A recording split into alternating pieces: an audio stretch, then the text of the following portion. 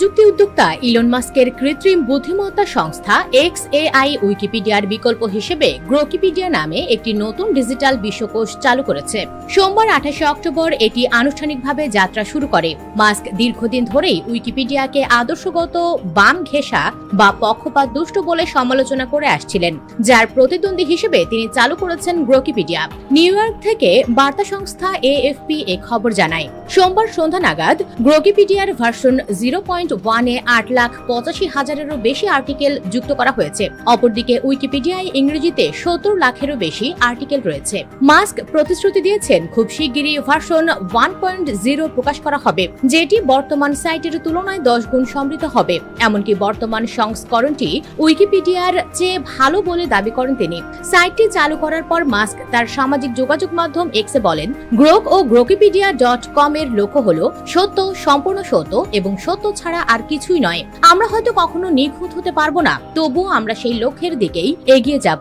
গ্রোকিপিডিয়া মূলত গত সেপ্টেম্বরের শেষ দিকে চালু হওয়ার কথা ছিল, কিন্তু কিছু একপেশে বা ভুল তথ্য সংশোধনের কারণে এটি উদ্বোধনে একটু দেরি হয়েছে বলে জানিয়েছেন মাস্ক দীর্ঘদিন ধরেই উইকিপিডিয়ার একজন কড়া সমালোচক। 2024 সালে তিনি উইকিপিডিয়াকে অতি বামপন্থীদের দ্বারা নিয়ন্ত্রিত প্ল্যাটফর্ম বলে অভিযোগ করেন এবং ওই সময় তিনি সেখানে অনুদান পাঠানো বন্ধের জন্য আহ্বান জানিয়েছিলেন। গ্রোকিপিডিয়ার সকল কন্টেন্ট তৈরি করা হয়েছে কৃত্রিম বুদ্ধিমত্তা এবং XAI এর নিজস্ব AI অ্যাসিস্ট্যান্ট গ্রোক এর সহায়তায়। গ্রোকিপিডিয়ায় ইলন মাস্ককে নিয়ে লেখা একটি আর্টিকেলে বলা হয়েছে, টেসলা ও স্পেস এক্স এর CEO প্রযুক্তিগত অগ্রগতি, জনসংখ্যা হ্রাস এবং প্রাতিষ্ঠানিক পক্ষপাতের মতো বিষয়গুলো নিয়ে বৃহত্তর বিতর্ককে প্রভাবিত করেছেন। তাছাড়া প্রচলিত মিডিয়া প্রায় বাম ঘেঁষা দৃষ্টিভঙ্গি থেকে মাস্কের সমালোচনা করেন বলে ওই আর্টিকেলে উল্লেখ করা হয়েছে। উল্লেখ্য, 2001 সালে প্রতিষ্ঠিত উইকিপিডিয়া স্বেচ্ছাসেবকদের দ্বারা পরিচালিত একটি সমন্বিত বিশ্বকোষ।